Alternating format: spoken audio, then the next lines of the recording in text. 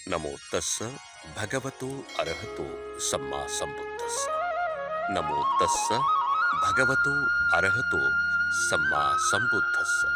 नमो तस्स भगवतो अरहतो सम्मा संबुद्धस्स। त्रिरत्नाला त्रिवार वंदन करून तथागत महाकारुणी भगवान बुद्ध यांनी अखिल मानवाला दुःखातून मुक्त करण्यासाठी काही नियम शिकवले आहेत. त्यातीलच आर्य अष्टांगिक मार्गातील आजचा सम्यक समाधी हा विषय चालू आहे. बुद्धाचा मार्ग जरी कठीण खडतर असला मात्र अवघड निश्चित नाही, अशक्य निश्चित नाही. ज्यांना दुःखातून समूळ नाश करावयाचा आहे, ज्याला दुःख नको आहे, बुद्धाचा धम्म कुठल्या जातीसाठी, धर्मासाठी, पंथासाठी नाही. जात, धर्म, पंथ याच्या पलीकडे जाऊन, परंपरा याच्या पलीकडे जाऊन मानवाच्या, समस्त मानवाच्या कल्याणाचा उद्धार करणारा बुद्धाचा धम्म आहे. ज्याला दुःखातून समूळ नाश करून घ्यायचा आहे, त्यांनी बुद्धाच्या बुद्ध धम्म संघाला अनुसरून बुद्धाच्या मार्गावर ज्याला आरूढ व्हायचे, त्यांनी हा प्रयत्न करायचा आहे. त्याला बुद्धाला समजून घ्यावंच लागेल. मग कधी चटकेविना भाकर खायला मिळत नाही, कधी गरजल्याविना पाऊस येत नाही, जाहिराती विना चित्रपट चालू होत नाही. कुठली गोष्ट घाईत भेटत नसते. उशिरा आलेल्या आंब्याची फळं गोड असतात. रस्त्यावर एक सडकेला जात असताना एक वाक्य लिहिलेलं असतं, वाहन पळवा, बक्षीस मिळवा, मृत्यू अपंगत्व, अति घाई संकटात जाई, गरम खाल्ले की दात पडतात, अशी एक म्हण प्रचलित आहे. आणि म्हणून नवीन स्वयंपाक बनवणाऱ्या व्यक्तीकडून अनेकदा भाकरी, चपाती, पोळी तथा भाजी बिघडत असते का? तर नवीन प्रयत्न असतो. जसे रियाज न करणाऱ्या गायकाला सुरात गाणे म्हणता येत नाही, कुस्ती खेळायची असेल तर अनेक दिवस व्यायामाचा सराव करावा लागतो. सभेत बोलून सभा मैदान गाजवायचं असेल तर हजारो पुस्तकं वाचावी लागतात. थोरा मोठ्याचे चरित्र वाचावी लागतात. खूप खाचखळगे, अपमान, उपहास आणि वाईट दिवसाला सामोरं जावं लागतंय. त्यावेळेस वाणीत धार यायला सुरुवात होते. मग हळूहळू प्रभाव शक्ती कार्यान्वित होते. असो, भगवान बुद्धांनी सम्यक समाधी हा एक मार्ग सांगितलेला आहे.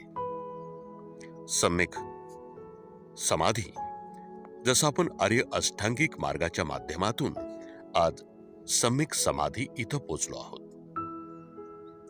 वर चढत असताना लिफ्टनी जावं लागतं, शिडीनी जावं लागतं, पायऱ्यांनी जावं लागतं.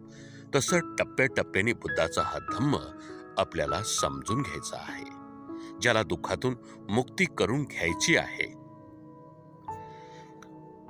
भगवान बुद्ध सांगतात की सम्यक दृष्टी हा जो आपण प्रकार पाहिलेला आहे, तर प्रज्ञाच्या बाबतीत प्रज्ञाशील आणि समाधी या बाबतीमध्ये तथागत महाकारुणी भगवान बुद्ध सांगतात की सम्यक दृष्टीचे विश्लेषण करताना तथागत सांगतात, जग हे अंधार कोठडी आहे आणि माणूस हा त्यातील एक कैदी आहे. तो रात्रंदिवस अंधारात असल्यामुळे प्रकाश नावाची वस्तू अस्तित्वात आहे यावर त्याचा विश्वास बसत नाही, कारण तो वेगळ्या विश्वात वावरतोय. मन हे एक असे साधन आहे, यापासून प्रकाश मिळतो. अविद्याचा विनाश हे सम्यक दृष्टीचा अंतिम उद्देश आहे. अविद्या म्हणजे माणसाला दुःखाचे अस्तित्व आहे. दुःख निरोपाचा उपाय हे उदात्त सत्य समजणे होय. कर्मकांड न करणे, शास्त्राच्या पावित्र्यावर विश्वास न ठेवणे, अद्भुत कल्पनाचा त्याग करणे, यालाच तर सम्यक दृष्टी असं म्हणतात. आणि म्हणून प्रज्ञा,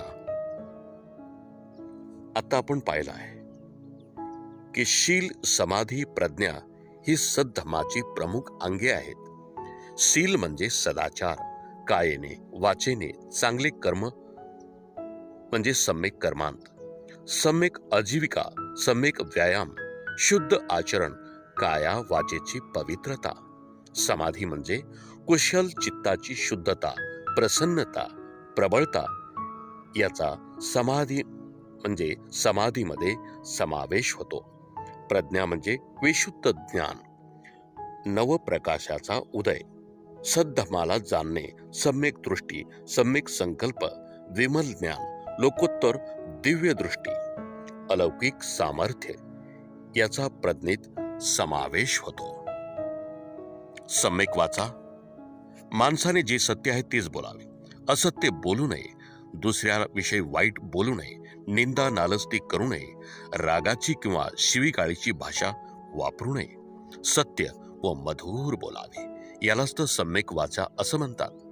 आता सम्यक कर्मांत, माणसाने कधी कोणत्याही प्राण्यांची हिंसा करू नये, लहानात लहान वस्तू सुद्धा ती चोरी करू नये, दुराचार आणि व्याभिचार या गोष्टीपासून अलिप्त राहावं, यालाच तर सम्यक कर्मांत म्हणतात.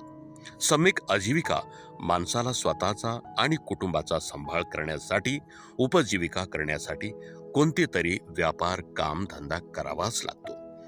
त्यापासून येणाऱ्या आर्थिक बाबीवर आपली व कुटुंबाची उपजीविका आपल्याला करावी लागते. मग तो व्यापार सुद्धा योग्य असावा, त्याच्यात मादक पदार्थाचा वापर नसावा, शास्त्रांचा वापर नसावा, यालाच तो सम्यक आजीविका म्हणतात. आता सम्यक व्यायाम, आपण तर आर्य अष्टांगिक मार्गाच्या माध्यमातून हा सर्व विषय ऐकलेलाच आहे. सम्यक व्यायाम, माणसाने आपल्या चित्तात जर वाईट विचार उत्पन्न होत असतील तर त्या वाईट विचारांना तेथेच नष्ट करणे आणि चित्तात चांगले विचार उत्पन्न करणे, यालाच तर सम्यक व्यायाम असं म्हटलं जात आहे. आता सम्यक स्मृती हा विषय आपण घेतलेला आहे. सम्यक स्मृतीमध्ये जागरूकता आणि या विचार यांचा समावेश होतो. प्रत्येक कार्य करताना जाणीवपूर्वक, जागृतीपूर्वक वासनावर मनाचा पहारा ठेवणे सम्यक स्मृती असं याला बोलतात. सम्यक समाधी, लोभ, द्वेष, आळस, सुस्ती, संशय, अनिश्चय ही सर्वात मोठी अडथळे आहेत. अनिश्चय म्हणजे ठामपणा, निश्चितपणा, मला या गावाला जायचंय, निश्चित ठामपणा, त्याला काय बोलतात तर सम्यक समाधी म्हणजे निर्मळ, शुद्ध, स्वच्छ अंतःकरणाची विशिष्ट अवस्था, प्रज्ञाशील करुणा याला समोर ठेवून जे आचरण करतो त्याला आपण सम्यक समाधी असं म्हणतो. म्हणजे ज्यावेळेस समता प्रस्थापित करू, कुणाबद्दल वाईट, द्वेष, घृणा हे समूळ नाश होऊन ज्यावेळेस आपलं मन स्थिर होईल, अशी एक विशिष्ट अवस्था म्हणजे समाधी आहे. तथागत महाकारुणी भगवान बुद्धाने समस्त मानवाच्या कल्याणासाठी हा बुद्धाचा धम्म अर्थात बुद्ध धम्म संघ या त्रिरत्नाला शरण जाऊन त्याला समोर ठेवून आपलं जीवन सारं दुःखातून मुक्त करून एक विशिष्ट अवस्था प्राप्त करावयाची असेल तर बुद्धाशिवाय जगाला पर्याय नाही. इथंच थांबू आज सम्यक समाधी.